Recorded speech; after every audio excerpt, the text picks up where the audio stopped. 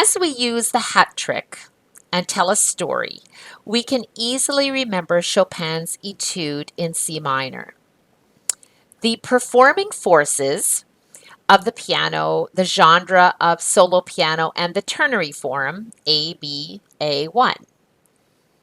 Now, in the section A, which is very cool, the introduction begins with a crash of the first dramatic chord of indignation, anger, provoked by what is perceived as unfair, a dominant seventh chord that creates tension. This is followed by the descending swirl of legatissimo 16th notes, symbolizing resentment and despair. Now, after reading the story of Chopin's Revolutionary Etude, it's really exciting to listen to the etude and hear how Chopin expressed his feelings through the music.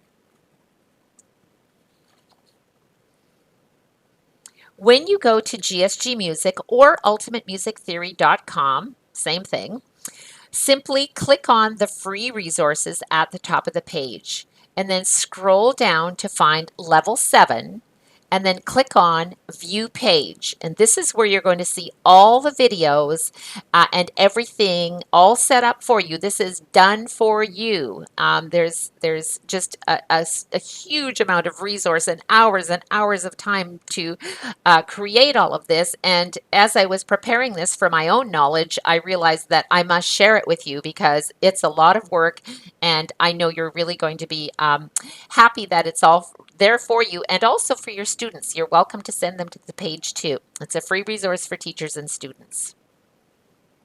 When we tell a story, it is much more meaningful than just studying history and memorizing facts. So tell a story about Chopin's Revolutionary Etude. You can listen to the etude at the piano. You can see the score and watch the performer's hands, and you can experience the emotions of the performers in the orchestra as they present this piano etude in a completely different way. And you're going to see a little bit of that. It's quite amazing. Solantito have got their UMT hat trick and are ready to share their story with Quinn. So let's listen in. Well, I see that Sol and Tito have got the last hat trick happening there. So, Quinn, what's going on? Who are we studying? Who's composer of the day? We're studying Chopin. Chopin. Okay, so Chopin, I think we have chosen today is the Etude, his Revolutionary Etude, which is pretty crazy in ternary form. So tell me a little bit about Chopin. What's all going on with him? Well, when he was writing his Revolutionary Etude, it was written in C minor, which is referred to the stormiest key of all. Ooh. It was reflecting on Poland's failure in its rebellion against Russia. Understanding the sense of the conflict and struggle is essential to interpretation and the performance of the music as Chopin had intended. Absolutely. We can't really play a piece really deeply unless we understand what exactly was tormenting him, right? And so why do we need to study about all of this? Well, the reason we study music history is so we can understand his story. Ooh, good one, Quinn. So let's have a listen to Chopin's Revolutionary Etude. What have you got up first under our free resources today? Who are we listening to first, Quinn? This is... The first one is just a solo performer on the piano, correct? Yeah. All right, let's check it out.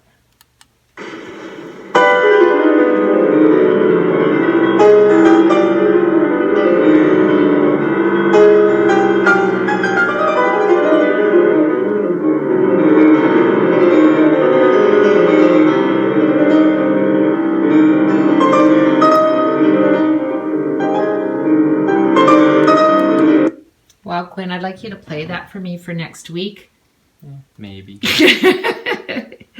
So now we've kind of seen the performance of it. What's next? This one is kind of like a tutorial, I guess, with the music sheet actually up above here. Oh, that's great. Let's see how that goes.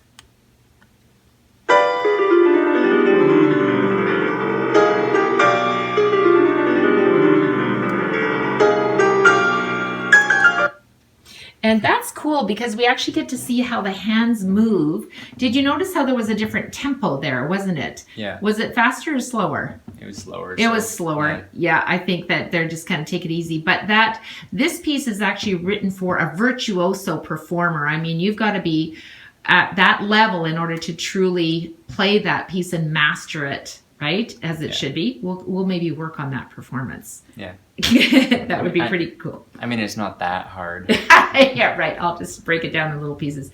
Now, the last one that we're going to see, and I think the fun thing is that when we're listening to classical music, in this day and age, things can be changed. We can use electronics, we can use vocals, we can incorporate an orchestra. Originally, this piece, of course, is written for solo piano, right? That's the performing forces. Mm-hmm. But the next performance of Chopin's Revolutionary Etude is got a little more than just the piano in it, right? Yeah. And completely different look to it. So let's listen to our final performance of Chopin's Revolutionary Etude in C minor, that stormy key.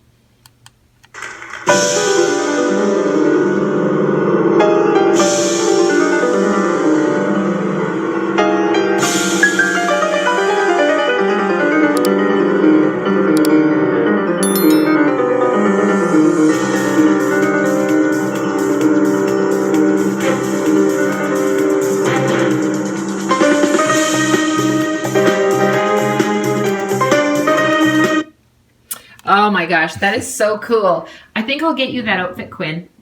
I think that would look really nice, actually. That's great. Well, we've had a lot of fun today. So we've enjoyed our hat tricks, and you're officially able to wear your hat now, Quinn. You did a great job.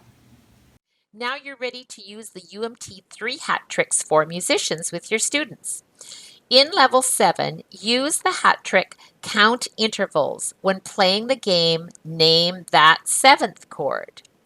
Use the hat trick Finger Play to play the sight reading piece on your imaginary keyboard on the table, or to learn how to hear what you see before sight reading your piece at the piano.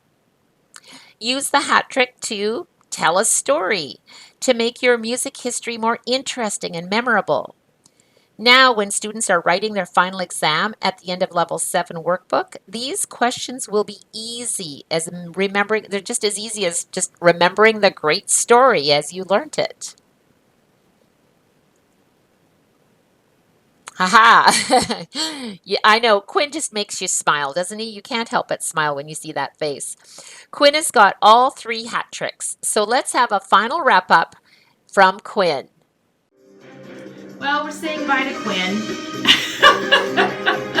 You did such a great job. He learned all 3 hat tricks, and he's going to be working on the Chopin, so stay tuned. Any last words, Quinn? I don't know, I'm just waiting to get that outfit. That's perfect.